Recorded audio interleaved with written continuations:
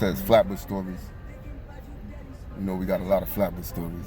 This is my Flatbush story. Say so. It's a blood clot, so. I'm a junction dude. You know what I'm saying? I spend a lot of time on Avenue I, 32nd, 31st, Nostrand, Hilltop. You know what I'm saying? Spend a lot of time on Nostrand and Fabricate.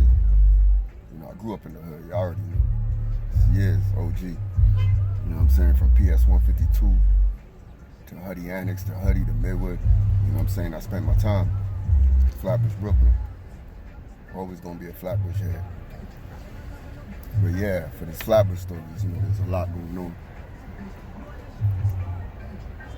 One story I remember, and it's not really my story, but it's a story that I was involved in, and it shows what kind of lifestyle we had as kids growing up in the hood. I don't know if a lot of people remember Chucky used to drive Dollar Van. He's from right over there on Glenwood Road.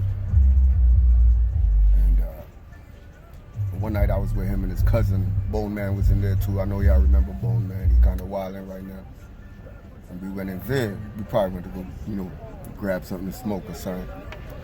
And I seen Keyshawn Sprague, tall man, and Shaw Boogie, bless his soul. And I guess they had a little altercation with some dudes in there. So we heard a couple of shots. Shots hit the Dollar Van. Bam, bam. What the fuck? Normal niggas is gonna drive off. What the hell? But nah, we ain't drive off. He's like, what the fuck? And we seen, you know, Boogie coming out. And he's like, yo, Boogie, what up? And he was like, yo, niggas wilding out here. Yo, get in the van, man. Get in the van. So he jumped to go get in the van, and then he seen Bone Man, and he seen Chucky. And he obviously, you know me. So he's like, but then he's skeptical because I guess he seen Bone Man in him. So he backed off and went back the same direction he came. But as he go back to the direction, more shots, bam, bam, in his direction, coming at the van. So we pull off, but we ain't pull off and leave. And it's kind of tell what kind of mentality we had back then. We spun the block again because that's my man's, and, you know, want him to be all right. So we spin the block, we came back. Now we over on like Newkirk and Nostrand area. And he come running around the block, bust the doors again. Yo, get in, yo. He jumps in and we drive off. We head straight up Nostrand, stop on the junction at the liquor store, grab something to drink, and pull back around on Glenwood. And sat there and had, you know what I'm saying, some Henny and a couple of fucking, and back then niggas was smoking White Owls and shit. Went back in, rolled up a couple in White Owl and burned. And, you know, and went ahead like nothing happened. And it shows the kind of mentality we had back there as kids. You know, as adults, we not doing nothing like that right now. As adults, we seeing stuff different. Most of us got our own kids and we want to raise them away and keep them away from that kind of lifestyle that we had. And, you know, I go back and I think, and I don't have regrets, mind you. If I had regrets, you know, that means I wouldn't like who I am today, and I love who I am. I've been through a lot of trials and tribulations, you know. Niggas already know I did my thing, and came home and started, you know, living a different life and trying to be a different person. And it made me understand, you know, where we went wrong when we were young. And believe it or not, a lot of people want to blame parents. It was the parents, because our parents was pushing us to do right. And we was, most for the fact, doing right, but the kind of environment that we grew up in, we had to live different. We had to move different. You know, they had dudes out there that was predators.